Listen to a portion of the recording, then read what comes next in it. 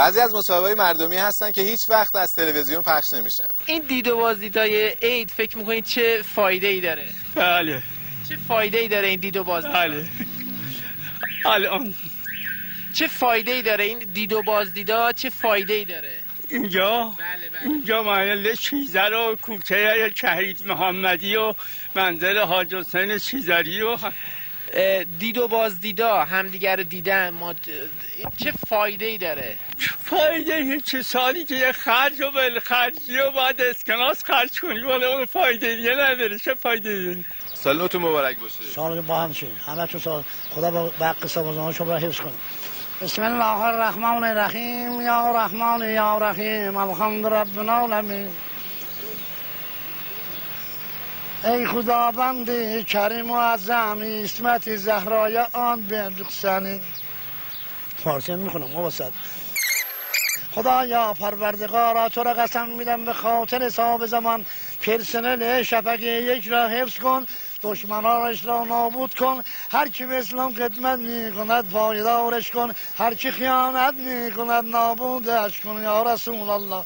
بازم میگم این دید و بازدیدا فکر میکنید باعث چی میشه تو زندگی ها؟ خب من فکر میکنم از قدیم الایام میگن به حق دیده و هم دل دو فریاد که هرچه دیده بیند دل کند یاد. خسته نباشین. ممنون. سال نوت مبارک باشه. ممنون، تشکر، خیلی ممنونم، سپاسگزارم. همدلی، یک دل بودن چه فایده داره؟ بسم الله الرحمن الرحیم لا حول ولا قوة الا بالله العلی العظیم الحمدلله رب العالمین رب صدر امن یسر عقدة لسانی و قولی یخبولی. از کنم که انگزه وقت و نصر عبده، وقتی که وقتت توی همه ملت های دنیا باشه کسی ظلم نمیکنه یا به کسی ناسزا بگی یا به نمامیس مردم ناسزا بگی یا به برادر خود ناسزا بگی. چه ما محورمون الان اینا نیست. خب ما می‌خوایم فقط در مورد یکدلی، اتحاد و یکپارچگی مردم ایران چه فایده داره به نظرت؟ یکدلی و اتحاد بودن و یکدلی باعث میشه. دست در نکنه. سال خوبی داشته باشید. السلام علیکم و رحمت الله و برکاته.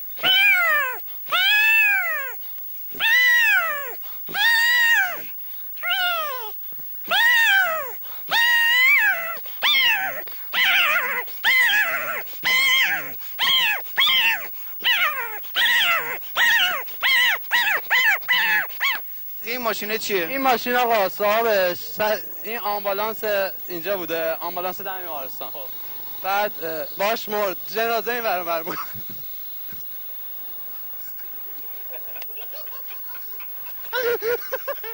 باش جنازه این ور میکنه. بعد الان خودش مرده حالش بد شده، سکته کرده.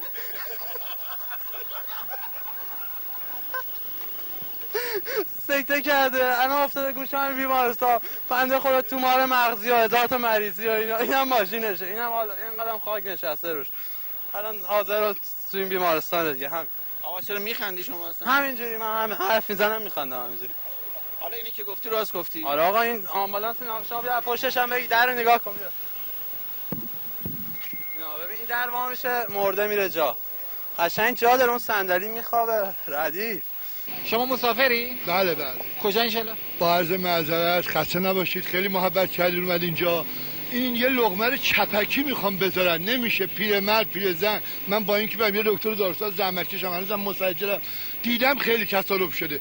اگر میشه برگردون. حالا میگن امنیت این هفته تیر ما تو شمران نو هم میشیم مستاجریم.